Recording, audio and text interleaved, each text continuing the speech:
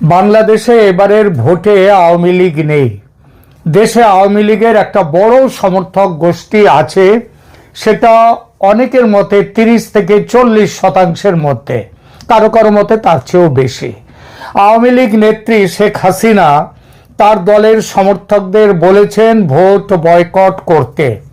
এটা হলে ভোটদানের হার অনেক কম হবে এবং নির্বাচনের মূল উদ্দেশ্য বা পাবলিক পার্টিসিপেশন কম হয়ে যাবে, রাজনৈতিক লাভ হবে আওয়ামী লীগের। কিন্তু আওয়ামী লীগের মধ্যে একটা প্রচার শুরু হয়েছে এই বলে ভোট বয়কট করলে মুক্তিযুদ্ধ বিরোধী শক্তি জামাতের জয় হয়ে যেতে পারে। সুতরাং তাদের কেউ কেউ মনে করছে এবং প্রকাশ্যে বলছেও একথা যে জামাতকে পরাস্ত করতে আওয়ামী লীগ সমর্থকদের ভোট কেন্দ্রে যাওয়া উচিত এবং সেখানে গণভোটে না ভোট এবং সংসদীয় প্রার্থীদের মধ্যে জামাতের বিরুদ্ধে বিএনপি বা যেখানে জাতীয় দল এরশাদের প্রার্থী আছে তাদের ভোট দিতে। আবার কেউ বলছেন সংবিধান বাঁচাতে গণভোটে ইউনূস সরকারকে হারাতে আওয়ামী লীগ সমর্থকদের ভোট কেন্দ্রে হাজির হয়ে নিদেন পক্ষে না ভোটে ছাপ দিয়ে চলে আসা উচিত। ফলত আওয়ামী লীগ সমর্থকদের মধ্যে একটা প্রবল দ্বিধা তৈরি হয়েছে 12ই ফেব্রুয়ারি তারা কি করবেন এই নিয়ে। বেশ কিছু আওয়ামী লীগ সমর্থক, যাদের মধ্যে তথাকথিত নয় বেশ উচ্চ শিক্ষিত ডাইহার্ড আওয়ামী লীগ সমর্থক পর্যন্ত ঠিক করে উঠতে পারছেন না যে বর্তমান পরিস্থিতিতে তারা কি করবেন। পেশায় অধ্যাপক এক গোড়া আওয়ামী লীগ সমর্থক আমার সঙ্গে ফোনে নিয়মিত যোগাযোগ আছে। তিনি বললেন, উভয় সংকটে পড়েছি দাদা, কি করি বলুন তো। আমি বললাম আচ্ছা আমি যা বলবো তাই করবেন তো।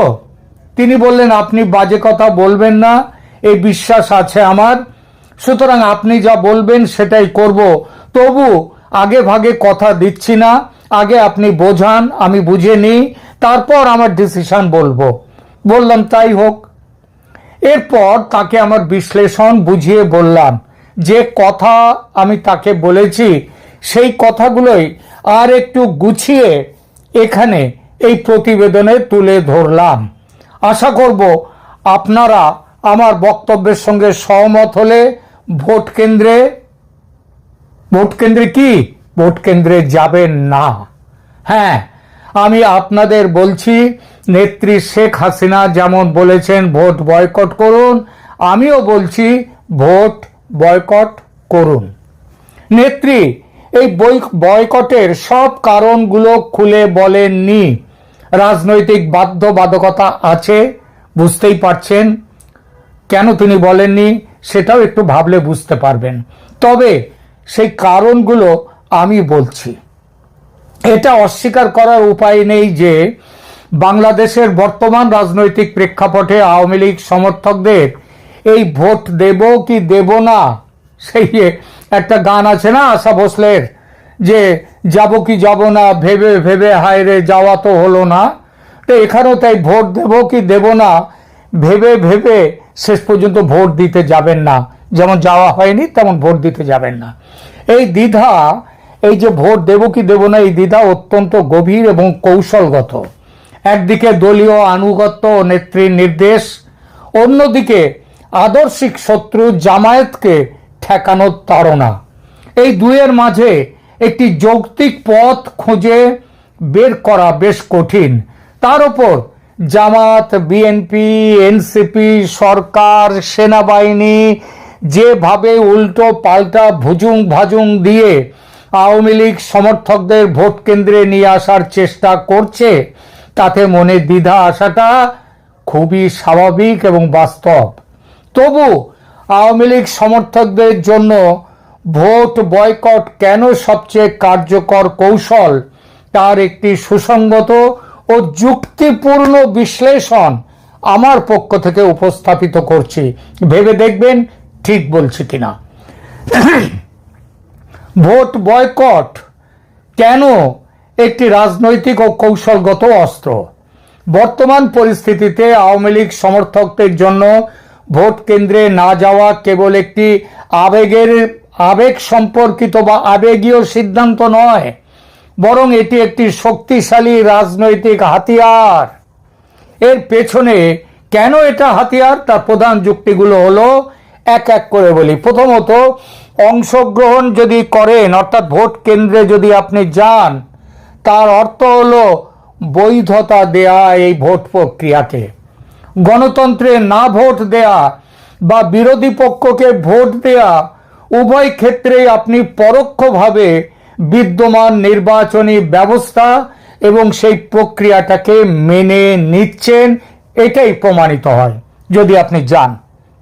আওয়ামী লীগ সমর্থকরা যদি বিপুল সংখ্যায় ভোট কেন্দ্রে যান, এমনকি কেবলমাত্র না ভোট দিতেও যান, তবে দিনের শেষে নির্বাচন কমিশন একটা উচ্চ ভোটার টার্নআউট, হাই ভোটার টার্নআউট দেখাতে পারবে। আর এই উচ্চ ভোটার অংশগ্রহণ ডক্টর ইউনূসের অন্তর্বর্তীকালীন সরকার এবং পরবর্তী নির্বাচিত সরকারের জন্য একটা পাবলিক ম্যান্ডেট হিসেবে আন্তর্জাতিক মহলে উপস্থাপিত হবে। বুঝলেন? সুতরাং নিজেদের রাজনৈতিক অস্তিত্ব জানান দিতে হলে এই প্রক্রিয়াকেই পুরোপুরি উপেক্ষা করাই হলো এই সরকারের করা নির্বাচনকে বৈধতার সংকটে ফেলার, মানে অবৈধ করার সেরা উপায়। দ্বিতীয়ত, লেসার এভিল বা কম ক্ষতিকর হিসেবে বিএনপিকে বেছে নেয়ার যে একটা প্রচার চলছে, এটা একটা ফাঁদ। অনেকে মনে করছেন জামাতকে আটকাতে বিএনপিকে ভোট দেওয়া উচিত, কিন্তু দীর্ঘমেয়াদী রাজনীতিতে এটি আওয়ামী লীগের জন্য নিশ্চিত আত্মঘাতী পদক্ষেপ। আওয়ামী লীগের মূল শক্তি কি? তার স্বতন্ত্র আদর্শিক অবস্থান। যদি কর্মীরা অন্য কোনো দলের প্রতীকে সিল মারতে অভ্যস্ত হয়ে যান, তবে দলের নিজস্ব ভোট ব্যাংক ও সাংগঠনিক সংহতি ভবিষ্যতে হুমকির মুখে পড়তে বাধ্য। বিএনপিকে ভোট দিয়ে জামাতকে ঠেকানো একটি সাময়িক সমাধান। এতে আওয়ামী লীগের ভোট ব্যাংক অন্যের ঝুলিতে চলে যাওয়ার ঝুঁকি থাকে, কিন্তু পুরোপুরি বয়কটের মাধ্যমে যদি নির্বাচনকে প্রশ্নবিদ্ধ করা যায়, তবে সেই নির্বাচনে জয়ী হওয়া জামাত বা বিএনপি কারো হাতেই প্রকৃত পাবলিক ম্যান্ডেট থাকবে না। রাজনৈতিক দেউলিয়াত্ব এটাও আটকানো যাবে। নিজের আদর্শ বিসর্জন দিয়ে অন্যকে ভোট দেয়া একটি দলের রাজনৈতিক হতাশার লক্ষণ। তার চেয়ে বরং নীরবতার শক্তি দিয়ে ব্যবস্থার অসারতা প্রমাণ করা অনেক বেশি মর্যাদাপূর্ণ। দেখুন, শত্রুপক্ষকে হারাতে গিয়ে অন্য এক প্রতিপক্ষকে শক্তিশালী করা, এটা রাজনৈতিক কৌশলের বিচারে সবসময় কিন্তু লাভজনক হয় না। শত্রু আমার বন্ধু এই ফর্মুলা খাটে যখন এক শত্রু দুর্বল আর এক শত্রু সবল হয়। এখানে কে আওয়ামী লীগের প্রবলতর শত্রু সেটা আপনি জানেন না। আর সেই শত্রুরা যারা এখন জামাত এবং বিএনপি, তারা যে অতীতে পরস্পরের দীর্ঘ বন্ধু ছিল এবং ভবিষ্যতেও যে দীর্ঘতর বন্ধুত্বের শরিক হবে না, এই গ্যারান্টি কি আদৌ আছে? এরপর অনুপস্থিতির মাধ্যমে নীরব প্রতিবাদ, সেটা ধরুন। যদি দেশের 40 থেকে 50% বা যাই হোক ভোটদান থেকে বিরত থাকেন, তবে নির্বাচনের ফলাফল যাই হোক না কেন, বিজয়ী সরকারের নৈতিক ভিত্তি অত্যন্ত দুর্বল হয়ে পড়ে।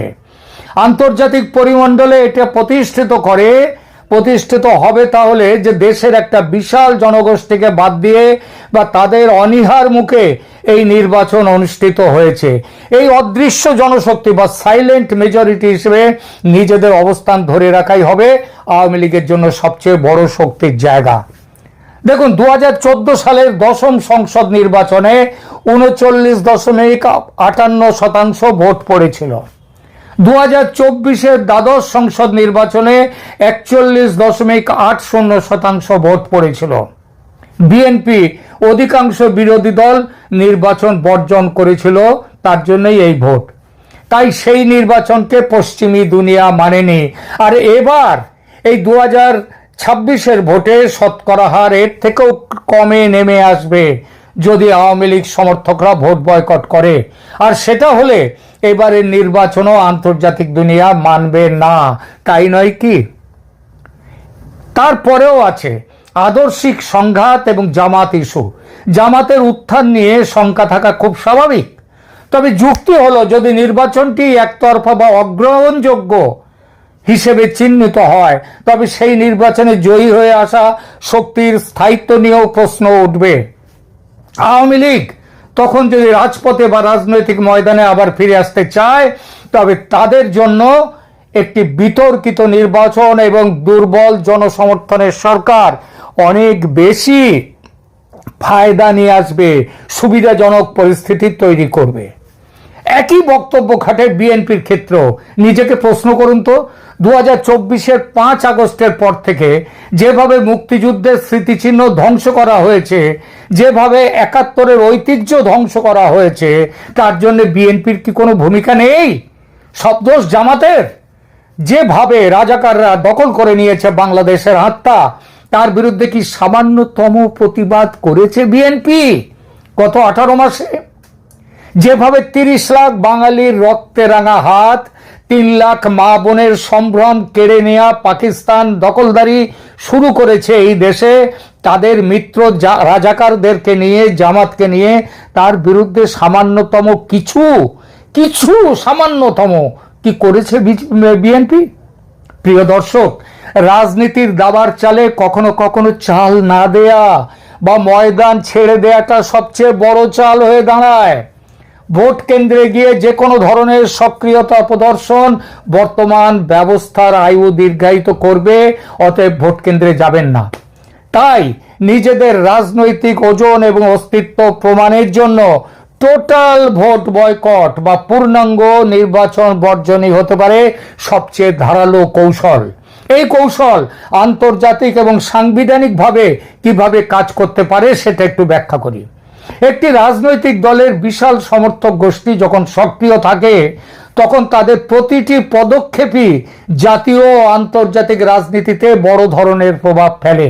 বিশেষ করে আন্তর্জাতিক চাপ এবং সাংবিধানিক বৈধতার নিরিখে পূর্ণাঙ্গ vote boycott, total vote boycott কেন একটি অমোঘ হতে অস্ত্র সেটা বলি। আন্তর্জাতিক চাপ ও কূটনৈতিক বিচ্ছিন্নতা, ইন্টারন্যাশনাল প্রেশার। বিশ্ব রাজনীতিতে এখন অন্তর্ভুক্তিমূলক নির্বাচন বা ইনক্লুসিভ ইলেকশন একটা অত্যন্ত গুরুত্বপূর্ণ শব্দ।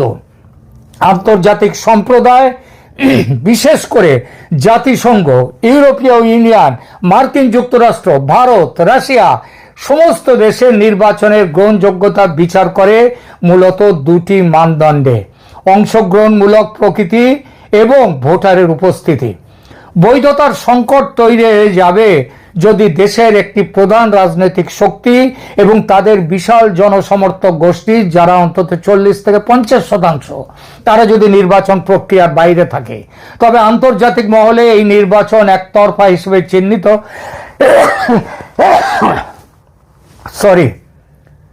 একতরফা হিসেবে চিহ্নিত হয় ও বৈধতার সংকট সৃষ্টি করে। ভোটদানের হার যদি অতি নগণ্য হয়, তবে বিদেশি পর্যবেক্ষকরা একে জনগণের স্বতঃস্ফূর্ত অংশগ্রহণহীন নির্বাচন হিসেবে আখ্যা দেবেন, যেমনটা দেয়া হয়েছে বাংলাদেশের 2014 এবং 2024-এর নির্বাচনে। ডিপ্লোম্যাটিক লিভারেজটাও দেখুন। আওয়ামী লীগ সমর্থকরা ভোট না দিলে ডক্টর ইউনূসের সরকার বা পরবর্তী নির্বাচিত সরকারের পক্ষে বিশ্ব দরবারে নিজেদের গণতান্ত্রিক বলে দাবি করা কঠিন হবে। এটি আওয়ামী লীগের জন্য একটা বড় কূটনৈতিক অস্ত্র হয়ে উঠবে, যা দিয়ে তারা প্রমাণ করতে পারবে যে তাদের ছাড়া বাংলাদেশের প্রকৃত গণতন্ত্র অসম্ভব। এছাড়া আন্তর্জাতিক সাহায্য এবং বিনিয়োগেও এর একটা প্রভাব আসবে, কারণ অনেক সময় আন্তর্জাতিক সংস্থাগুলো ঋণ বা সাহায্য দেওয়ার ক্ষেত্রে রাজনৈতিক স্থিতিশীলতা ও অন্তর্ভুক্তিমূলক গণতন্ত্রের শর্ত দেয়। একটি বিতর্কিত নির্বাচন দীর্ঘমেয়াদী রাজনৈতিক অস্থিরতার জন্ম দিতে পারে, যা বর্তমান সরকারের উপর আন্তর্জাতিক চাপ আরো বাড়িয়ে দেবে। এবার আসি সাংবিধানিক ও আইনি জটিলতা বা কনস্টিটিউশনাল কমপ্লেক্সিটির প্রসঙ্গে। সাংবিধানিক দৃষ্টিকোণ থেকে একটি নির্বাচন কেবল সরকার গঠনের প্রক্রিয়া নয়, এটি রাষ্ট্র পরিচালনার আইনি কাঠামোকে বৈধতা দেওয়ার একটি মাধ্যম। পরিবর্তিত কাঠামোর স্বীকৃতি না দেয়া বর্তমান অন্তর্বর্তীকালীন সরকার যদি সংবিধানের কোনো মৌলিক পরিবর্তন করতে চায় বা নতুন কোনো ফ্রেমওয়ার্ক আনতে চায়, তবে সেটি চূড়ান্ত বৈধতা আসে জনগণের ম্যান্ডেট থেকে। আওয়ামী লীগ সমর্থকরা যদি এমনকি না ভোট দিতেও কেন্দ্রে যায়, তবে তারা পরোক্ষভাবে কিন্তু এই পরিবর্তিত ব্যবস্থা বা নির্বাচনী সিস্টেমকে স্বীকার করে নিল। বয়কট করার অর্থ হলো আপনার কাছে এই পুরো আইনি প্রক্রিয়াটাই গ্রহণযোগ্য নয়। সংবিধানের ধারাবাহিকতা এবং নতুন বন্দোবস্ত সেটা দেখুন। আওয়ামী লীগ সবসময় সংবিধানের ধারাবাহিকতার কথা বলে। নির্বাচনের দিন বাড়িতে বসে থেকে সমর্থকরা এই বার্তা দিতে পারেন যে বর্তমানের এই অসাংবিধানিক বা বিশেষ ব্যবস্থার অধীনে কোনো নির্বাচনে অংশ নিয়ে তারা সংবিধানের লঙ্ঘনকে বৈধতা দিতে চায় না। এতে ভবিষ্যতে আইনি চ্যালেঞ্জের পথটা কিন্তু পরিষ্কার হয়ে যায়। যদি টার্ন আউট খুব কম হয় এবং একটি বড় অংশ ভোট বয়কট করে, তবে ভবিষ্যতে এই নির্বাচনের ফলাফল এবং এর অধীনে নেওয়া সমস্ত সিদ্ধান্তকে আদালতে এবং রাজপথে চ্যালেঞ্জ করা অনেক সহজ হবে। ভোট দিয়ে বা নির্বাচনে অংশগ্রহণের মাধ্যমে আপনি সেই আইনি লড়াইয়ের নৈতিক ভিত্তিটাকে হারিয়ে ফেলবেন। শেষ করবো আর একটি কথা বলে, যুদ্ধক্ষেত্রে সেনাপতির নির্দেশ সবসময় মেনে চলতে হয়। কোনো সেনাবাহিনী যদি সেনাপতির নির্দেশ অমান্য করে নিজের বিচার বুদ্ধিতে চলতে চায়, তবে সেই বাহিনীর পরাজয় অনিবার্য। আওয়ামী লীগের সৎ ও সত্যিকারের সমর্থক হলে আপনাদের উচিত নিজের সিদ্ধান্ত মতো কাজ না করে দলনেত্রীর নির্দেশ অক্ষরে অক্ষরে মেনে চলা। মনে রাখবেন, আপনারা কিন্তু যুদ্ধে নেমেছেন, আর সেনাপতির নির্দেশ মানতে বাধ্য প্রতিটি সৈনিক আইনগত ও নীতিগতভাবে। যারা এটা মানবেন না, তারা মীর জাফরের মতো হবেন, ওয়াকারুজ্জামানের মতন বিশ্বাসঘাতক হবেন। হ্যাঁ, বিশ্বাসঘাতক। যে প্রসঙ্গ তুলে শুরু করেছিলাম সেখানে ফিরি। আমার বোঝানোর পালা শেষ হতে সেই অধ্যাপক ভদ্রলোক বলেছিলেন, আমি নিজে তো ভোট কেন্দ্রে যাবই না, এর সঙ্গে অন্তত 50 জনকে ভোট কেন্দ্রে যাওয়া থেকে বিরত রাখার চেষ্টা করব। আজকের এই ভয়ঙ্কর সময়ে এটা না করলে ইতিহাস আমাকে ক্ষমা করবে না। প্রিয় দর্শক, আপনিও কি এরকম কোনো দায়িত্ব নেবেন? নেওয়া কিন্তু উচিত, নইলে উত্তর পুরুষ কিন্তু ক্ষমা করবে না। মনে রাখবেন, সহমত হলে এই প্রতিবেদন ছড়িয়ে দিন সর্বত্র। আমি যে কথাটা বললাম, টোটাল ভোট বয়কট, সেই কথা ছড়িয়ে দিন সর্বত্র আপনার সমস্ত পরিচিত পরিজনদের মধ্যে। তাহলেই কিন্তু এই লড়াইয়ে আপনারা জিতবেন। ভালো থাকবেন। ধন্যবাদ।